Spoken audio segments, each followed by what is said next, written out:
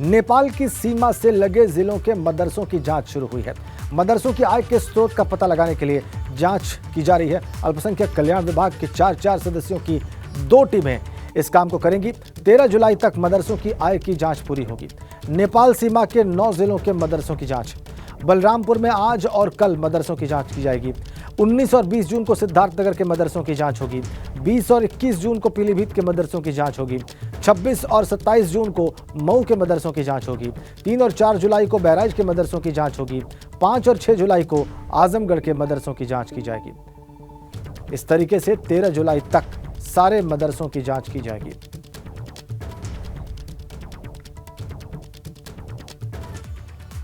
आइए आपको कुछ और तथ्य बताते हैं विस्तार से।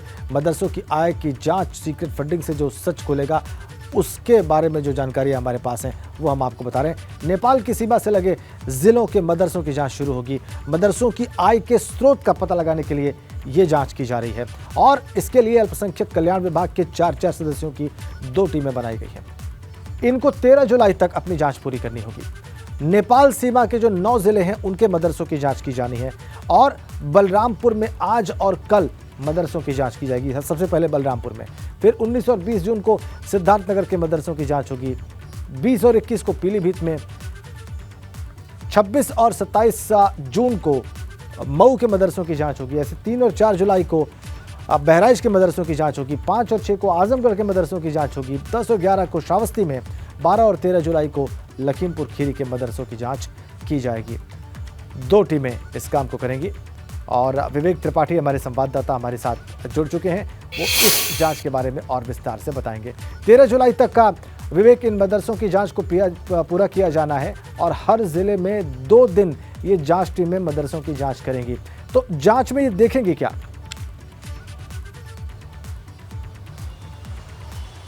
राजेंद्र, मदरसों में सबसे खास बात यह है कि जो गैर मान्यता प्राप्त मदरसे हैं वहाँ पे विदेशी फंडिंग हो रही है। फंडिंग ज़कात के जरिए आती है, कैसे आती है, कौन से सोर्सेस हैं, किन किन देशों से आती है और उसका इस्तेमाल क्या होता है। यानी जो विदेशों से पैसा आ रहा है, ज़कात के लिए आ रहा है, वो आखिर किन मदों में इस्तेमाल किया जाता है। सबसे ज़रूरी यह है कि मदरसों की स्थितियाँ देखी जाएंगी क्योंकि बॉर्डर पर जितने भी मदरसे हैं ज़्यादातर टिन शेड पे चल रहे हैं। टिन शेड पे चलने वाले मदरसों में अगर पैसा आ रहा है तो अगर टिन शेड नहीं हटा के वहाँ पक्के निर्माण कार्य नहीं कराए जा रहे हैं तो आखिर वो पैसा जा कहाँ रहा है।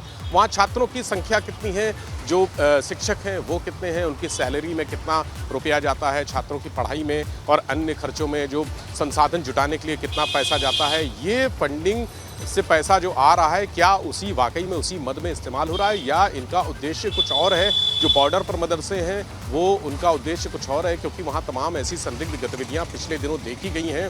ये देखा गया है कि जब मुख्यमंत्री के आवास पर हमला हुआ था गोरखपुर में, वहाँ पर मंदिर पे हमला हुआ था, एक संदिग्ध जो केमिकल इंजीनियर था वो आया था, वो भी इन्हीं बॉर्डर के मदरसों में कई दिनों तक ठहरा था। और तमाम ऐसे, चूँकि जो टेरर फंडिंग है उसके आरोप लग रहे हैं कि मदरसों के जरिए टेरर फंडिंग होती है, अवैध असलहों की खरीद फरोख्त होती है और उनका भंडारण भी होता है। यहाँ से अवैध असलहे विदेशों के रास्ते, जो नेपाल के रास्ते से आते हैं विदेशी असलहे, वो वहाँ पर किन्हीं ना किन्हीं मदरसों में रखे जाते हैं और वहाँ से फिर आगे यूपी और आगे देश के अन्य हिस्सों में भेजे जाते हैं। ये ऐसे गंभीर आरोप लगते रहे हैं। इसीलिए ज़रूरी था, पिछले साल करीब 8,500 ऐसे गैर मान्यता प्राप्त मदरसों की जांच हुई थी और अब एक बार फिर से ऐसे मदरसों को चिन्हित किया गया है जहां पर फंडिंग हो रही है, विदेशी फंडिंग, और उसका कोई जो लेखा जोखा है वो कोई प्रस्तुत नहीं कर सका है। ऐसे 9 जनपद हैं बॉर्डर से लगे हुए। महाराजगंज सबसे संवेदनशील माना जाता है और उसकी जांच पूरी हो चुकी है। 8 और जनपदों की जांच बाकी है। जो महाराजगंज की जांच है वो रिपोर्ट यहाँ के जो मंत्री हैं, अल्पसंख्यक कल्याण मंत्री धर्मपाल सिंह, उनके पास पहुँच चुकी है, ऐसा सूत्रों का कहना है।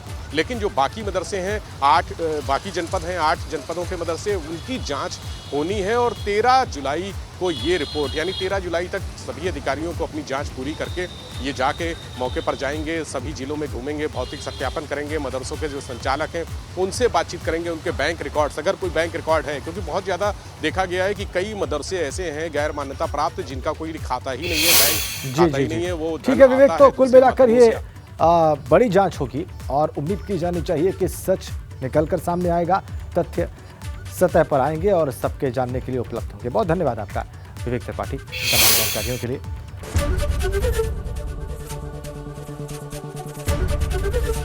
एबीपी गंगा, खबर आपकी, जुबान आपकी।